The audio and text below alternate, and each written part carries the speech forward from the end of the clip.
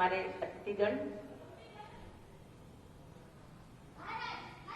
समक्ष विराजमान सभी शिक्षार्थी, आज समापन संस्कृत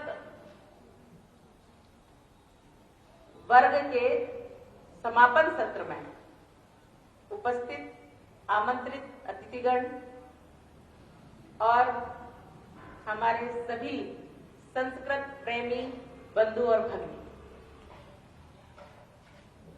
आज के इस कार्यक्रम में आने का मुझे वास्तव में सौभाग्य मिला और मुझे बड़ा ही आनंद आया। उसका कारण कि जहां विद्यार्थी होते हैं वहां बोलना बड़ा कठिन होता है, क्योंकि कुछ बोलो तो उनको उनके कई प्रश्न खड़े होते हैं कि ऐसा क्यों, ऐसा क्या, ऐसा कब, ऐसा किस लिए। तो विद्यार्थियों के सामने बोलना यानी प्रत्येक प्रश्न का उत्तर आपके पास होना चाहिए, ऐसा ही है ना। लेकिन आपको मालूम है कि आपके साथ शिक्षार्थी बने हुए, विद्यार्थी बने हुए आज हमारे पास बैठे हुए हैं सेवानिवृत्त न्यायाधीश महोदय। वो आपके साथ शिक्षार्थी विद्यार्थी हैं, है ना, और शिक्षाविद भी हैं। तो जो सदैव विद्यार्थी रहता है, वैसे तो न्यायाधीश होते हैं, कौन होते हैं, अधिवक्ता होते हैं, वकील कहते हैं जिसको अपन, और प्रिंसिपल रहते हैं, डीन रहते हैं, कुलपति रहते हैं, रजिस्ट्रार रहते हैं। ये सभी शिक्षाविद होते हैं जिनका अध्ययन से सदैव नाता रहता है। जो सदैव अध्ययन करते रहते हैं वह शिक्षाविद कहलाते हैं। तो इसलिए आप सबका नाता शिक्षा से तो रहा, इसलिए शिक्षाविद है, पर आज आप शिक्षाविद होते हुए भी शिक्षार्थी बन करके इस वर्ग में आए, तो आपका हम सभी खूब खूब अभिनंदन करते हैं। और आपका भी हम खूब खूब अभिनंदन करते हैं कि आपने संस्कृत को सीखने का और संस्कृत को अपने व्यवहारिक जीवन में बोलने का जो प्रयास किया और जो ललक दिखाई, जो उत्साह दिखाया और जो जिज्ञासा दिखाई, उसको सीखने के लिए आप यहाँ आए और बड़े ही अच्छे शब्दों में आपने मधुर सुमधुर संस्कृत यहाँ बोली।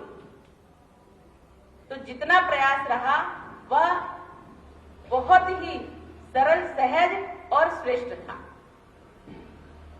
मैं संस्कृत अभी नहीं बोलूंगी क्योंकि मेरा अभ्यास निरंतर बोलने का नहीं है। तो आप सब लोगों को देख करके मुझे लग रहा है कि अब मुझे संस्कृत संभाषण में जाना ही पड़ेगा, मुझे कक्षा में उपस्थित रहना ही पड़ेगा। और मैं चाहती हूं कि मैं भी विद्यार्थी बनूं और संस्कृत संभाषण सीखूं।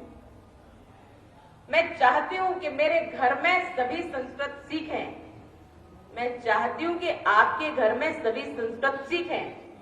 मैं चाहती हूं कि हमारे प्रदेश में प्रत्येक परिवार, समाज में प्रत्येक परिवार, प्रत्येक व्यक्ति संस्कृत सीखे और संस्कृत बोले। मेरा प्रयास है, मेरी चाहत है कि मेरा पूरा देश संस्कृत सीखे और संस्कृत बोले। मैं सांसद बनी, सांसद बनने के बाद एक शपथ ली जाती है। वह शपथ लेने के लिए जब मैं गई तो मैंने वह शपथ संस्कृत में ली। और आपको बता दूं कि अभी तक 2014 से पहले जितनी भी संसद में जो शपथ ली गई थी उनमें सबसे पहला अंग्रेजी का नंबर था। अंग्रेजी भाषा में तमाम सांसदों ने शपथ ली और सबसे ज्यादा सांसदों ने शपथ ली। लेकिन 2019 में जब शपथ ली गई तो अंग्रेजी चौथे नंबर पे आ गई।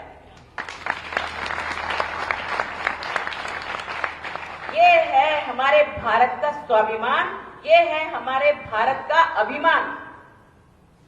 और हम अपनी संस्कृत पर, अपने देश पर गर्व करते हैं, अभिमान करते हैं और उसका मान रखने के लिए सदैव तैयार रहते हैं। इसलिए हमें संस्कृत पर पूर्ण अधिकार हो, तभी मैं संस्कृत को बोलना प्रारंभ करूंगी, सीखूंगी, व्यवहार में लाऊंगी। लेकिन जब अच्छे से बोलने लगूंगी तब मैं संस्कृत में भाषण दूंगी। लेकिन मैं ये चाहती हूं कि संस्कृत के द्वारा, संस्कृत हम सिर्फ बोलते हैं। मैकाले ने कहा था,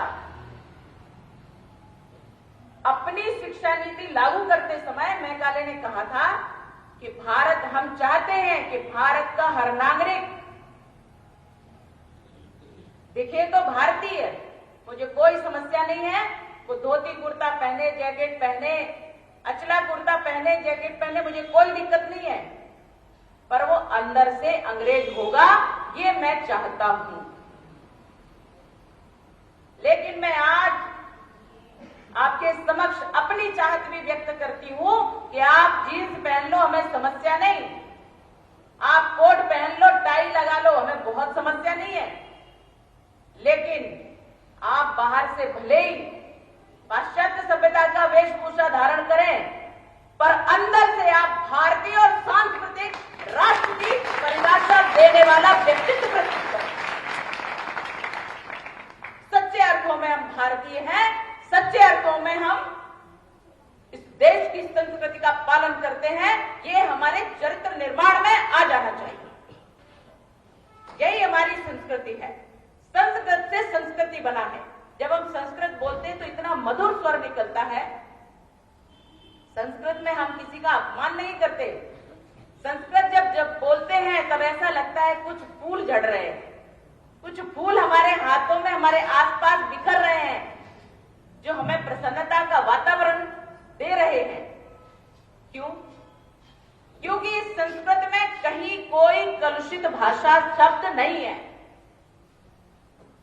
इतनी बृहद भाषा है कि इसी भाषा में सुपर कंप्यूटर बना है। कोई कुछ भी कह ले, पर भाषा का अधिकार भारत के पास है और वह भारत में है संस्कृत। इसलिए यह संस्कृत सर्वोच्च भाषा है और इस सुपर कंप्यूटर की सबसे पहली भाषा बनाई सुपर कंप्यूटर संस्कृत में है। यह हमारे लिए गर्व की बात है। हमारे जो मानदंड हैं उसमें भाषा प्रथम आती है, क्योंकि बच्चा जब जन्म लेता है और शब्दों को जोड़ता है, जन्म के बाद जब थोड़ा बड़ा होता है तो वो जब शब्दों को जोड़ना प्रारंभ करता है तो उसके मुंह से निकलता है मां। और मां क्या है? संस्कृत शब्द। तो इसलिए यह देव भाषा है, इसलिए यह भाषा पूजनीय है। आप देखेंगे कि हमारे दक्षिण प्रांतों में जो उनकी भाषा है, तमिल में देख लीजिए आप, कन्नड़ में देख लीजिए आप, केरल में देख लीजिए, मलयाली देख लो, कन्नड़ देख लो, तमिल देख लो, कोई सी भी भाषा आप उठा लीजिए, मराठी देख लीजिए, हिंदी में है। सभी भाषाओं की जननी संस्कृत है और संस्कृत आधे से अधिक शब्द संस्कृत में आते हैं हमारे दक्षिण प्रांत की भाषाओं। इसलिए संस्कृत हमसे दूर नहीं है। हम संस्कृत से दूर हो रहे हैं क्योंकि हमारे आसपास वातावरण जो है वो कहीं कुछ और कहने लगा है। और वह क्या कहने लगा है? नया वर्ष। मैं अभी गई कर्नाटक, जैसे ही मैं वहां पहुंची, एक बच्चा आता है और वो एक ऐसा लाल कपड़े पहना, सफेद टोपी लगा के, कुछ दाढ़ी वाड़ी, वो क्या बोलते हैं उसको, सेंटा क्लॉज। अब वो देने के लिए आया, हैप्पी क्रिसमस।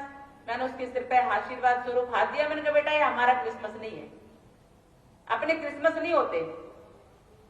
बच्चा चुप हो गया। मुझे अच्छा नहीं लगा कि मैंने बच्चे को वो कुछ दे रहा था और मैंने नहीं लिया, पर बच्चे को ये एहसास हुआ कि हमने दिया और क्यों नहीं लिया। उसके माता पिता रात को मेरे पास आए और उन्होंने कहा दीदी वो बच्चा मेरा था। मैंने कहा अच्छी बात है, पर बात हमें थोड़ी सी आपकी जमीन है, कहाँ के रहने वाले हो, क्या हो? उसने कहा मैं इलाहाबाद का रहने वाला हूं, प्रयागराज का, और हमारी पत्नी मध्य प्रदेश की है। हमने कहा फिर आप विदेश के कैसे हो गए, बच्चा विदेश का कैसे हो गया? बोले नहीं दीदी वो क्या है वातावरण में ऐसा। तो वातावरण में कैसा? हमारे कारण वातावरण निर्माण होना चाहिए, हमारे कारण वातावरण अगर दूषित है तो अच्छा हो जाना चाहिए, ये हमारी प्राथमिकता है। मैंने उनसे कहा अगर अपने संस्कारों को छोड़ दोगी तो ये बच्चे को आज तुम अंग्रेज बना रही हो, कल को ये आपको क्या बना देगा, आप कल्पना नहीं कर पाओगे। जहां जन्म लिया है आपने, जहां आप जो संस्कार पाए इस बच्चे के अंदर रखो, नहीं तो ये बच्चा आपका नहीं हो पाएगा और वृद्धावस्था में आप इसके नहीं हो पाएंगे। मैं जहां रुकी थी मैंने कहा बिल्कुल भी कोई भी, हमारे कक्ष में केक रखा हुआ था, मैंने कहा क्यों भाई? बोले क्रिसमस है। यानी समाहित करने वाले कौन लोग? ये हमारे आसपास वाले। मैंने कहा मेरा क्रिसमस कभी नहीं होता, इसलिए ध्यान रखो, ना मेरा होगा ना मेरे लोगों का होगा। आसपास कोई भी ऐसी चीज मेरे न लोगों को देना और ना रखना, क्योंकि ये हमारी संस्कृति नहीं है और नहीं है, इसलिए फिर कोई नहीं आया। कारण नया वर्ष है, होगा किसी का। एक उदाहरण मैं देती हूं, मेरे पास एक फोन आया, साध्वी जी मैं आपके लिए कुछ लिखना चाहता हूं, इसलिए मैं आपसे मिलना चाहता हूं। मैंने कहा बिल्कुल, तो इसलिए मैं आपसे मिलना चाहता हूं, मैं चाहता हूं कि नया वर्ष है, 1 तारीख को मैं आपके पास आता हूं तो कुछ लिख पाऊंगा, तो नए वर्ष पे कुछ लिख लूंगा मैं।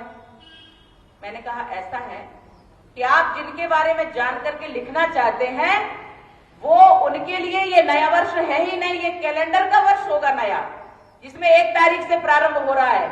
ये हमारा नया वर्ष नहीं है, हमारा तो चैत्र मास की प्रतिपदा पे आता है, नवरात्रि के प्रथम दिवस पे आता है, और वो हमारा नया वर्ष होता है जिसमें नई फसल होती है, नए बीज होते हैं, नया वातावरण होता है, नई हवा होती है, नई सुगंध होती है, नए संस्कार होते हैं और माता रानी का आशीर्वाद होता है, वो हमारा नया वर्ष होता है। इसलिए हम नया वर्ष मनाते हैं क्योंकि सब कुछ नया होता है, सब प्रकृति भी नई होती, खिल के आती है उस समय प्रकृति, वो हमारा नया वर्ष होता है। जब हमें नवीनता का आभास होता है तब हमारा नया वर्ष होता है और हम तब नया वर्ष मनाते हैं। इसलिए हमें वह करना चाहिए जिससे हमारे जीवन में उत्साह आए, उमंग आए, नवीनता आए। हमें रात को 31 दिसंबर की रात को पीकर डांस करके चकनाचूर होकर के सोने वाले लोग जो कभी प्रातः नहीं देखते, जिनके लिए प्रातः की सूर्य की किरण मायने नहीं रखती, क्योंकि रात भर नाचते हैं, रात भर पीते हैं, उसके बाद जो सोते हैं तो उनकी सुबह होती है दोपहर में, और वो क्या नवीनता देखेंगे, क्या नवीनता जानेंगे। ऐसी पाश्चात्य सभ्यता का अनुकरण करने के संस्कार नहीं हो सकते हमारे संस्कार जो होते हैं। हमने कहा यदि आपको मेरे ऊपर लिखना है तो सबसे पहले आप अपने नए वर्ष को बदल लीजिए, हमारे ऊपर लिखना प्रारंभ कर दीजिए, मैं आपका सहयोग करूंगी, मुझे कोई दिक्कत नहीं, आप जो जानना चाहते हैं हम बोल देंगे। बोले आपने मुझे सही कहा, आज के बाद मैं ऐसा ही करूंगा। इसका अर्थ यह हुआ यदि मैंने किसी को जागृत किया, मैंने किसी को कुछ कहा तो सही है, सत्य है, इसलिए उसने स्वीकार किया, क्योंकि ये भारतवर्ष की संस्कृति है, गुरु सबको सिखाते हैं और इसलिए गुरु बनकर संस्कृत सबको सिखा रही है, तो हम गुरु बन जाएं, पूरे देश में संस्कृत छा जाएगी और भारत को विश्व गुरु बनने में बिल्कुल भी विलंब नहीं होगा। भारत विश्व गुरु बनेगा, था, है, थोड़ा सा कहीं दिक्कत है पर हो जाएगा, ये पूर्ण विश्वास है। भारत माता की जय, वंदे मातरम।